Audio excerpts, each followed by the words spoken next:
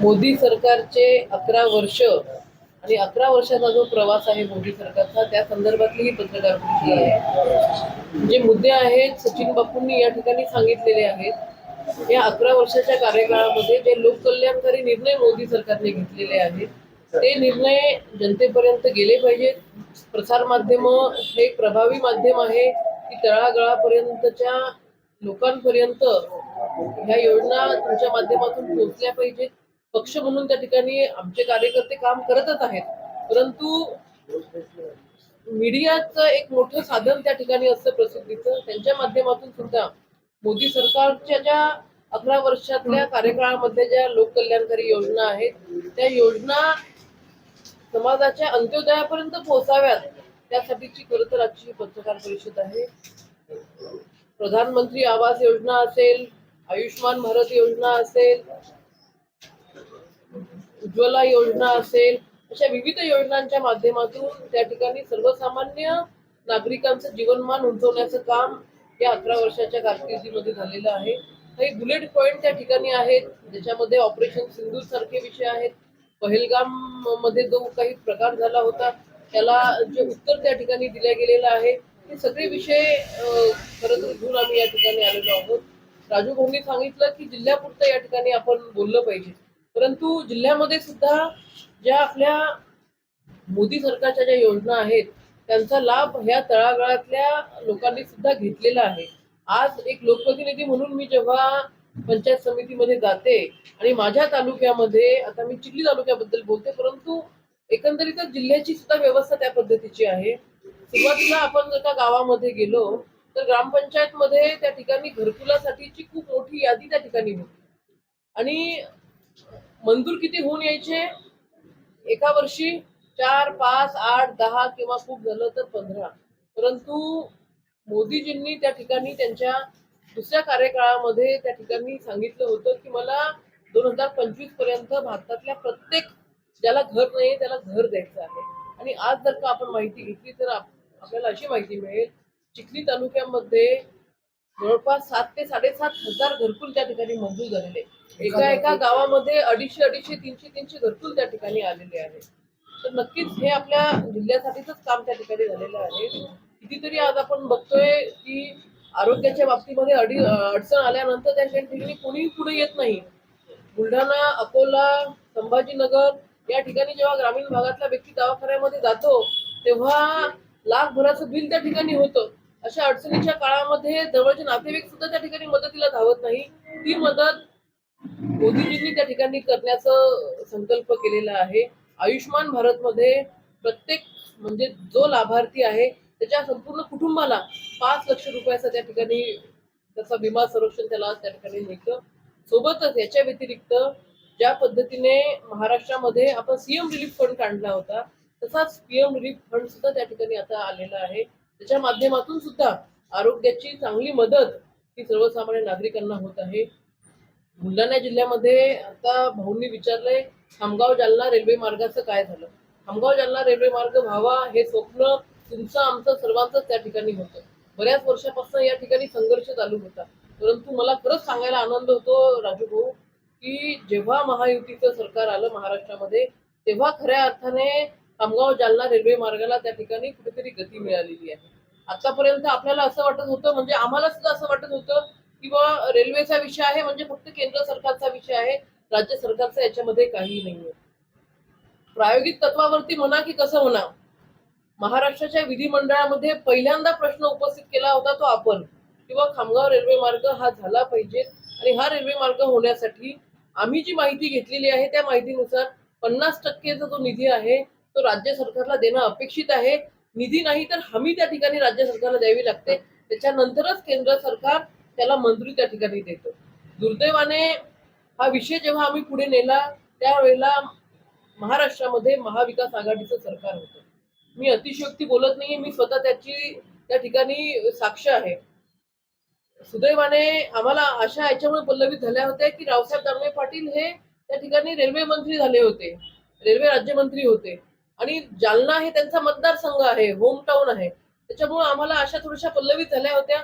चिखलीमध्ये तसं तर पूर्ण बुलढाणा जिल्ह्यामध्येच त्या ठिकाणी वेगवेगळ्या ठिकाणी आंदोलन व्हायचे, परंतु चिखलीमधली जी रेल्वे आंदोलन समिती आहे ती खूप ऍक्टिव्हली त्या ठिकाणी काम करत होती.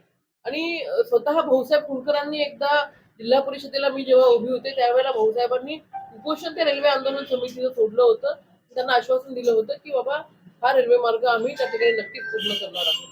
जेव्हा महाविकास आघाडीचं सरकार होतं त्यावेळेला रावसाहेब दानवे पाटलांनी ते जेव्हा मंत्री होते, रेल्वे मंत्री होते, त्यांनी मुंबईला जे रेल्वे भवन आहे त्या ठिकाणी बैठक घेतली होती आणि त्या बैठकीमध्ये बुलढाणा जिल्ह्याच्या सगळ्या लोकप्रतिनिधींना बोलवलं होतं आणि त्यांनी सांगितलं होतं की हा रेल्वे मार्ग करण्यासाठी आम्ही तयार आहोत, परंतु जोपर्यंत राज्य सरकार हमी देत नाही 50% तोपर्यंत आम्ही हा रेल्वे मार्ग त्या ठिकाणी मंजूर करू शकत नाही.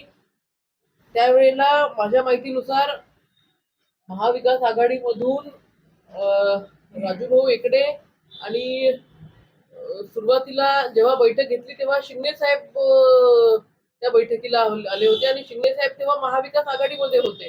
तर शिंदे साहेबांना त्यांनी म्हटलं होतं की तुम्ही थोडासा पुढाकार घ्या आणि अजितदादांना त्या ठिकाणी भेटून या रेल्वे मार्गासाठी निधी मंजूर करून घ्या. परंतु दुर्दैवाने तेव्हा या रेल्वे मार्गामध्ये काहीही झालं नाही. महायुतीचं सरकार आलं, मी स्वतः लक्षवेधी केली आणि या लक्षवेधीला उत्तर फडणवीस साहेबांनी दिलं आणि तत्वतः त्या ठिकाणी या रेल्वे मार्गाला, खामगाव जालना रेल्वे मार्गाला महाराष्ट्र शासनाची, राज्य सरकारची जी हमी पाहिजे ती हमी त्या ठिकाणी दिली आणि हा विषय त्या ठिकाणी आता पुढे गेलेला आहे. दुसरा विषय म्हणजे बुलढाणा जिल्हाच नाही तर संपूर्ण विदर्भासाठी वैनगंगा, नळगंगा, पैनगंगा हा जो नदीजोड प्रकल्प आहे, हा नदीजोड प्रकल्प सुद्धा एक नवसंजीवनी देणारा हा नदीजोड प्रकल्प विदर्भातल्या शेतकऱ्यांसाठी आहे, आपल्या बुलढाणा जिल्ह्यातल्या शेतकऱ्यांसाठी त्या ठिकाणी आहे. जवळपास 82,000 कोटी रुपयाचा विकास निधी या नदीजोड प्रकल्पासाठी त्या ठिकाणी लागणार आहे. सध्याच्या घडीला याचं ड्रोनद्वारे सर्वेक्षण चालू आहे. हे सर्वेक्षण पूर्णत्वास गेल्या सांगितलं की बा खामगाव जालना रेल्वे मार्गाला त्याच्यामध्ये केंद्र शासनानं 50% निधी देणार होतं, 50% राज्य शासन निधी देणार होतं.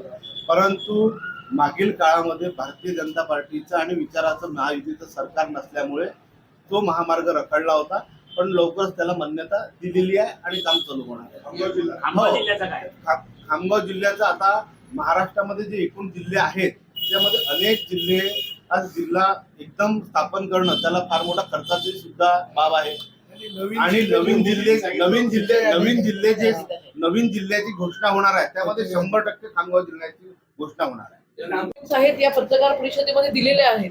परंतु 11 वर्ष मोदीजींनी जे कामं केलेली आहेत, जे लोककल्याणकारी निर्णय घेतलेले आहेत, ज्या पद्धतीच्या योजना आणलेल्या आहेत, त्या सगळ्या योजना ह्या गोरगरीब जनतेपर्यंत पोहोचल्या पाहिजेत.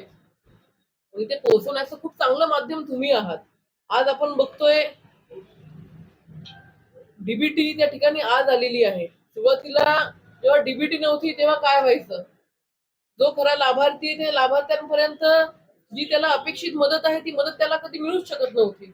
परंतु मोदीजींनी डीबीटी आणलं आणि डीबीटीच्या माध्यमातून कुठे आमदाराची शिफारस लागत नाही, खासदाराची शिफारस लागत नाही, कुठे ग्रामसेवक नाही, तहसीलदार नाही, जो लाभार्थी आहे त्या लाभार्थ्याच्या खात्यामध्ये त्या ठिकाणी जी अमाऊंट आहे तेवढीच अमाऊंट त्याच्या खात्यामध्ये येते. 5 पैसे शिल्लक नाही आणि 5 पैसे त्या ठिकाणी कमी सुद्धा नाही. काँग्रेसच्या काळामध्ये प्रचंड भ्रष्टाचार त्या ठिकाणी होते. बोफोर्स असेल, कोयला घोटाळा असेल, कितीतरी घोटाळे त्या ठिकाणी निघत होते. आज मोदीजींच्या कारकिर्दीमध्ये त्या ठिकाणी अतिशय पारदर्शक पद्धतीने कामकाज चालू आहे आणि हे कामकाज करत असताना सर्वसामान्य जनतेला केंद्रबिंदू मानून त्या ठिकाणी मोदीजी काम करत आहेत. समाजातील प्रत्येक घटकाला आपण न्याय कसा देऊ शकेल याच्यासाठी मोदीजी प्रयत्न करत आहेत. मला आजही मोदीजी जेव्हा जेव्हा संसदमध्ये निवडणुका झाल्यानंतर जेव्हा पंतप्रधान पदाची शपथ घेतात आणि शपथ घेऊन जेव्हा ते पहिल्यांदा संसदेमध्ये जातात तेव्हा प्रत्येक वेळेला आठवतं की सगळ्यात पहिले मला वाटते असे पंतप्रधान आपण भारतीय जनता पार्टीच्या माध्यमातूनच पाहिलेले आहेत की ज्यांनी पहिले संविधानाचं पूजन केलं. संविधानाचं पूजन केल्यानंतर त्या ठिकाणी संसदेच्या पायरीचं पूजन केलं आणि हे संसद भवन म्हणजे लोकशाहीचं मंदिर आहे आणि हे लोकशाहीचं मंदिर खऱ्या अर्थाने आपल्याला जर चालवायचं असेल तर संविधान सर्वोच्च मानूनच आपण त्या ठिकाणी हे संविधान भवन, हे लोकशाहीचं मंदिर आपण चालवलं पाहिजे. ही त्यांची भावना त्या ठिकाणी होती. लाल किल्ल्यावरून त्यांचं भाषण तुम्हाला आठवत असेल. समाजामध्ये शिक्षणाच्या माध्यमातून क्रांती आणायची आहे. एकीकडे मुस्लिम समाजाच्या मुस्लिम समाजाचे जे मुलं मुली आहेत, एकीकडे एका हातामध्ये त्यांच्या कुराण आहे, तर दुसऱ्या हातामध्ये मला त्या ठिकाणी लॅपटॉप पाहायचा आहे. ही संकल्पना मोदीजींनी त्या ठिकाणी बोलून दाखवलेली आहे आणि या संकल्पनेप्रती ते काम सुद्धा करत आहेत. मला असं वाटतं सबका साथ, सबका विकास, सबका विश्वास काय असतं ते मोदीजींच्या या 11 वर्षाच्या कारकिर्दीमध्ये त्यांच्या प्रत्यक्ष कृतीमधून ते दाखवून देत आहेत. आता सचिन बापूंनी विषय सांगितला, जेव्हा 2014 मध्ये भारतामध्ये काँग्रेसचं सरकार होतं त्यावेळेला आपली जी अर्थव्यवस्था आहे ही जगभरामध्ये 11व्या क्रमांकाला होती. आज मात्र ती परिस्थिती बदललेली आहे. आज 5व्या क्रमांकावरती आपण आहोत आणि 4थ्या क्रमांकावरती जाण्यासाठी आपली यशस्वी घोडदौड त्या ठिकाणी चालू आहे.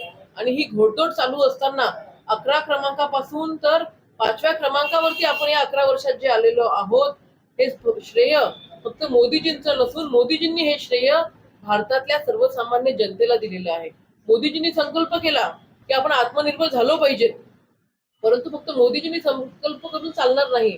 मोदीजींच्या या संकल्पाला त्या ठिकाणी होकारार्थी प्रतिक्रिया किंवा एक साथ त्या ठिकाणी भारतातल्या जनतेने दिली आणि भारतातली जनता खऱ्या अर्थाने त्या ठिकाणी आत्मनिर्भर व्हायला सुरुवात झाली.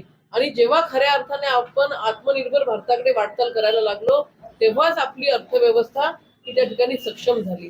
त्याच्यामुळे मला असं वाटतं अतिशय हा जो काळ आहे हा एक अमृत काळ आपल्या भारतासाठी आहे.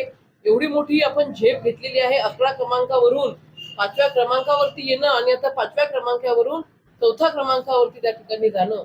हे जात असताना जो समाजातला शेवटचा घटक आहे भारतीय जनता अंत्योदयाचा आपण त्या ठिकाणी जोपर्यंत समाजाच्या अंतिम घटकाकडे आपण जात नाही, अंत्योदयाचा आपण विकास करत नाही, तोपर्यंत समाज खऱ्या अर्थाने सुदृढ होणार नाही.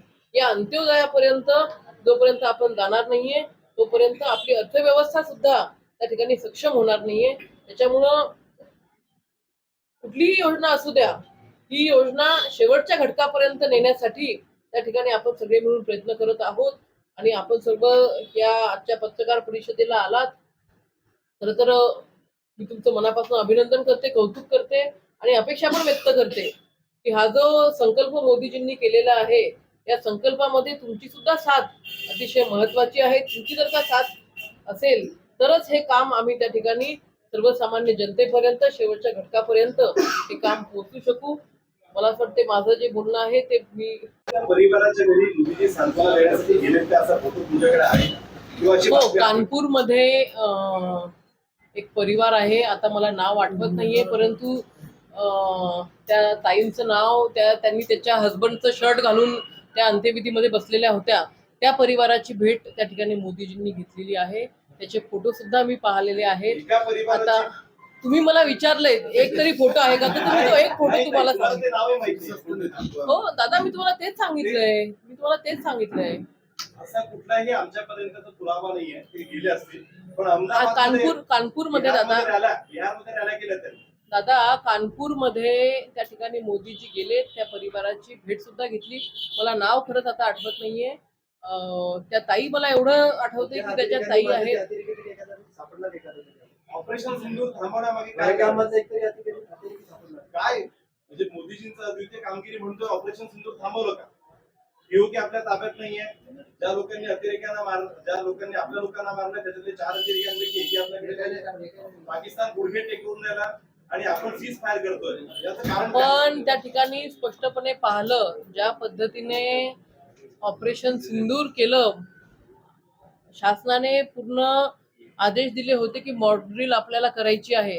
आपण सर्वजण मॉक ड्रिलच्या तयारीमध्ये असताना त्याच दिवशी आदल्या दिवशी रात्री 1 वाजता ऑपरेशन सिंदूर झालं आणि ऑपरेशन सिंदूर मध्ये जे दहशतवादी अड्डे होते ते अड्डे त्या ठिकाणी उद्ध्वस्त करण्यात आलेले आहे. आता ते काही भारतातलं ठिकाण नाहीये की बा तिथे जायचं कोणी व्यक्तीने आणि त्या ठिकाणी पाहायचं की बाबा हा आतंकवादी मेला की नाही मेला. जो गेला त्याची येण्याची शाश्वती तरी त्या ठिकाणी आहे का? दादा हे बघा, विरोधाला विरोध करणं हे योग्य नाहीये राजपूत दादा. हे बघा, ते पाकिस्तान आहे. पाकिस्तानमध्ये असं कोणीही त्या ठिकाणी व्यक्ती जाऊन असं शोधू शकत नाही की बाबा हा तो आतंकवादी आहे का, तो आतंकवादी आहे का, तो आतंकवादी आहे का. परंतु ज्या पद्धतीने आपल्या सैन्याने काम केलेलं आहे, हे अतिशय त्याचं कौतुकच आपण केलं पाहिजे. आपण कुठे कोणतं फेल्युअर आहे? अरे आतंकवादी, अरे कसे घुसले ना इथे? भारतामध्ये आले ते कोणचे 200 किलोमीटर इंटेलिजन्स त्या ठिकाणी नक्कीच इंटेलिजन्स त्या ठिकाणी फेल्युअर असणारच आहे, झालेलंच आहे. गृहमंत्र्यांनी मान्यच केलं सांगितलंच ना त्यांनी. ते तर मान्यच केलं ना. 100% झालेलं आहे. आणि आता इकडे बघा, प्रत्येक गोष्टीचं त्या ठिकाणी जर का आपण खोलापर्यंत गेलो ना, ती जी बैसन व्हॅली आहे ती पर्यटकांसाठी खुलीच केलेली नव्हती, खुलीच केलेली नव्हती. दादा दादा पाहला मी, हो पाहला मी तुमचा व्हिडिओ, असं कसं माहिती नव्हती?